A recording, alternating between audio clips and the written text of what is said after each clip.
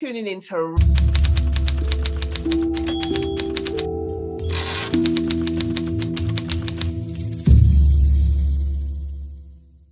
What is going on, everybody? Malik Brown back again here for Rolling Out, Meet the Author. And today I am with another amazing author for another week. Today I'm with Miss Lola Jaye. She is the author of the book, The Addict Child. Miss Lola, how are you doing today? I'm good, thank you. How are you? I'm doing good. I'm glad to be speaking with you today about this amazing book that you have. So The Addict Child, I mean, you got it in the back for us to see. Let the people know, what is The Addict Child about? Well, The Addict Child was inspired by a photograph that I saw in a gallery. And it was a little boy, a black child, and he was from the 1800s, and he was dressed in this very westernized clothing.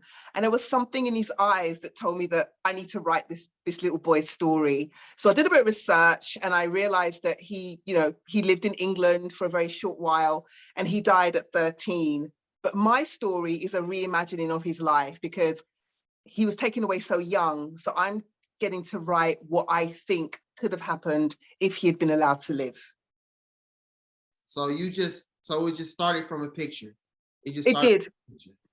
It sure did. There was something in his eyes, and his eyes just followed me. And I know that the eyes of pictures do follow you around when you go to galleries, but there was just something deeper in this, and I knew I had to find out more. And I'm so glad I did, because he was a special little boy, and he belonged to somebody, a family in Africa, but he was brought over to England and given this new life. And it's just something that really resonated with me. So I thought I need to tell his story. More people need to know about this child, and his name was Ndugu Mahali.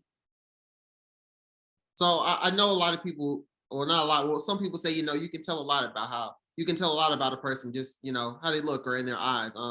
With that, I mean, with what happened in your situation, I mean, do you ring that true with most of us in the world? The windows being the eyes being the windows to the soul? Most definitely, yeah. And this child was telling me something in this picture. And I'm a therapist. I'm a part-time therapist as well. And so I kind of probably do look more deeply into things. And a lot of communication is done by our expressions. And when you're in a therapy room, that's all you have sometimes. Sometimes a person doesn't even speak. You just get it from their expressions.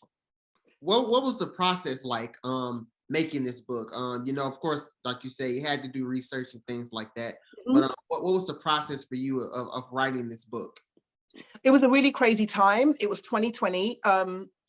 I don't know what it was like in your part of the States, but in England, we had a stay-at-home order that lasted for months. So we basically had to stay at home. And obviously the book is called The Attic Child. So there is an element of it where somebody is locked in an attic. So I was at home, kind of isolated, not in the same way. And also Black Lives Matter was kind of blowing up all over the world this time.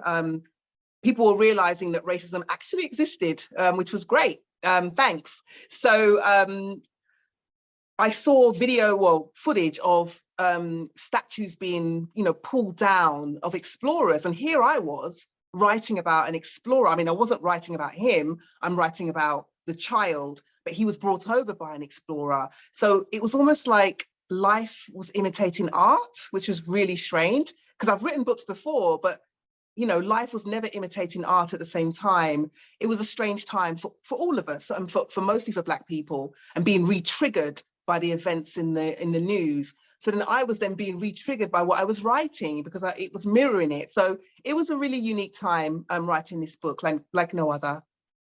And you mentioned that you've written a lot of books in your past. What is it about this book that maybe stands out or different from the other books that you have written? Because I actually based this one on a real person. I've never done that before. All my characters just come from my head. And even though I based the second part of his life, just on my head, he was real. And when I was writing it, his presence was very much there, definitely. Were there any other authors that you may have looked up to? I know, of course, like you say, you've written more, but I guess throughout your, since this is Meet the Author, just trying to get a more in-depth feeling about you. I mean, are there any authors that you looked up to? Any books that you may have read or something, while writing this book that kind of gave you that juice, kind of gave you that that flow to continue to write this book? It's a great question. Usually with any other book, I would say, you know, someone like Maya Angelou, her writings always inspires me. But during the writing of this book, I didn't read anything because it was literally happening around me. There were, you know, the protests, Yeah. the pulling down the statues, all these discussions about racism were happening. We were in the news, so to speak. It was almost a trend at a time like never before. So I just didn't need to look any further. And obviously with the pandemic, we were kind of forced to look within ourselves, you know, being at home, not being able to go out or go anywhere. We were literally allowed to just go out for 1 hour a day at one point in England. So yeah, this time I didn't need to do that. But generally, Maya Angelou is my heroine or my shero, so to speak. And you talk about, you know, how you're a therapist as well. How did that maybe help you, you know, write The Addict Child? You know, just, you know, maybe hear from other people's experience as a therapist. Of course, you know, you're listening to other people and things of that nature, but you know, you know how to process things for other people. So how was that for you, you know, writing this book? Well, there's another child in the story, a white child. There's a black child and a white child. And with the white child, there is some intense mental illness going on. And as a therapist, I'm not afraid to write about mental illness. We see a sanitized version in the media. You know, be good to yourself and all of that. But in reality, it is not sanitized. It is raw. It is real. And I'm not afraid to write about that. And I think that comes from my training and also my experience working in mental health for many years. There's so much more we don't know about mental health and how to help people. So it's a passion of mine to kind of incorporate that in everything I write. For sure. And I want to talk, you know, of course, you know, this is about a child, and, you know, mental health, has, of course, it's definitely been talked about a lot, you know, since maybe 2020, you know, with the pandemic starting, things of like that, things of that nature. But, you know, mental health in children, do you think this book kind of has a type of feel with that, as far as, you know, teaching mental health and you know, connecting it with children as well? Absolutely.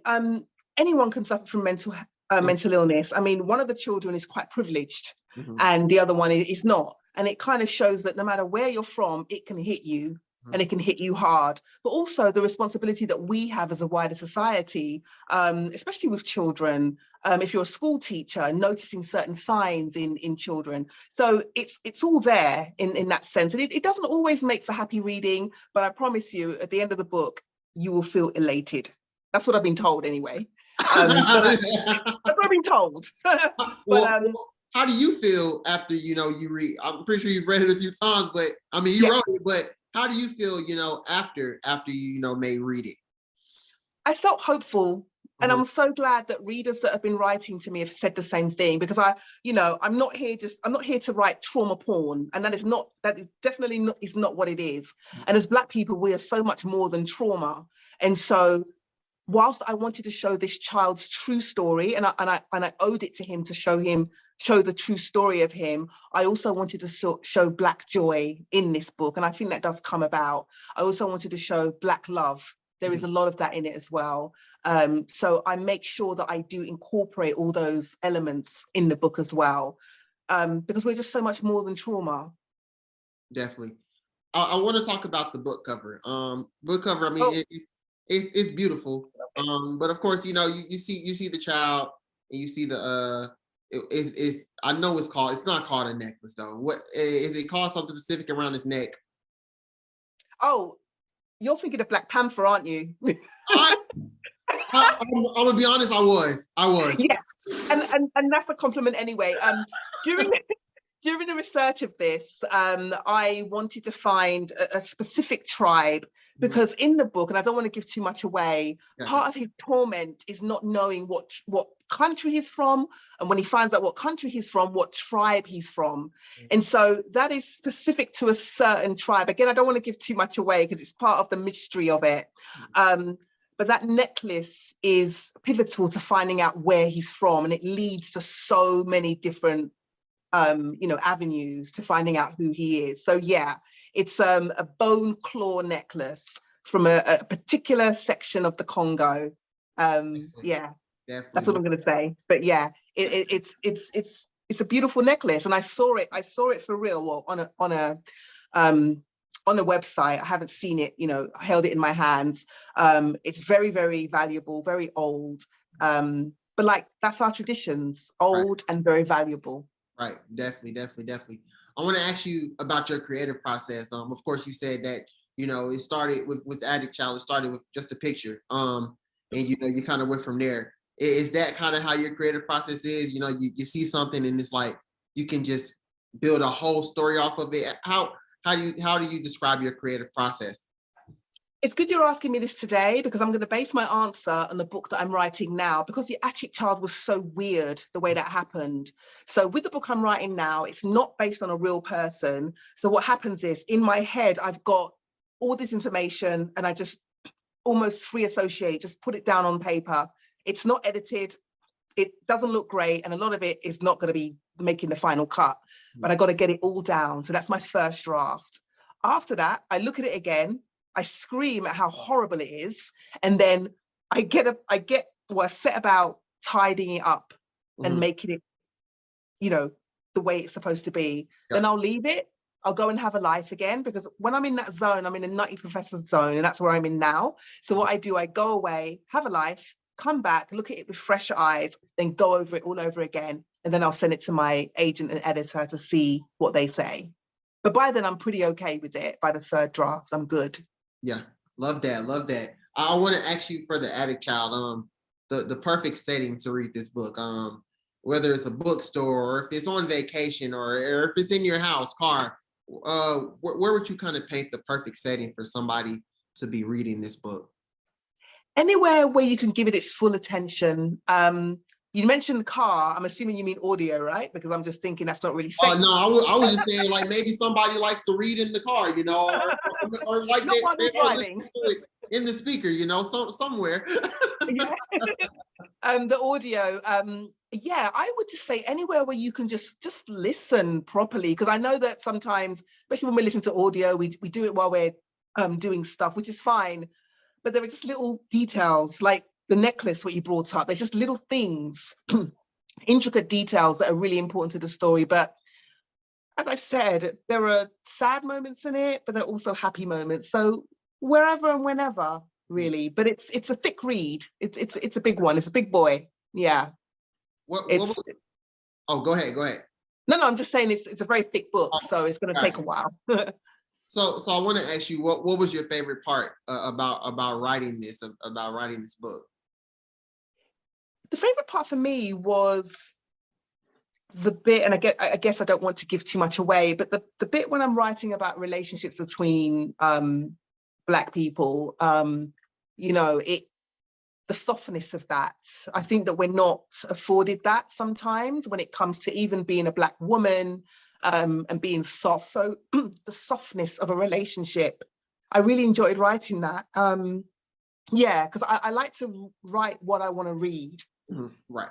I want to read happy stuff. I don't want to read about relationships that have just broken down for no reason. If they have broken down, I need to give you the reason why that's happening. So I really enjoyed the twists and turns of the relationship aspect of the book.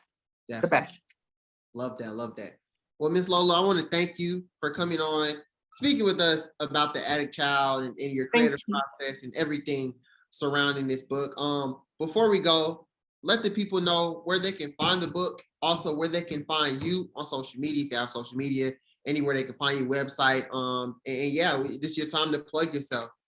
Okay, well, the book is available in all good bookshops. All of them. I won't say the names, so this is all the bookshops. And so online and physical bookshops, which is great. My social media, I'm on Twitter, Facebook, Instagram, and recently TikTok. So that's a strange one, I know. So it's Lola Jaye, but in just different various forms, whether it's Lola.J or Lola Jaye, but it's me and two other girls, and you'll see my book cover. So it shouldn't be hard to reach. And my website is www.lolajay.com. Definitely. Well, you all heard it here first. Make sure you go grab a copy of The Attic Child.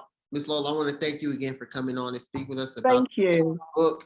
I hope everybody goes out and grabs it and everybody knows where to find her as well. So thank you, thank you, thank you. Thank you. Thank you for having me. Always, always. Thank you, everybody, for checking us out and listening to us. This is Rolling Out, Meet the Author, Malik Brown, my special guest, Miss Lola Jaye, and we are out.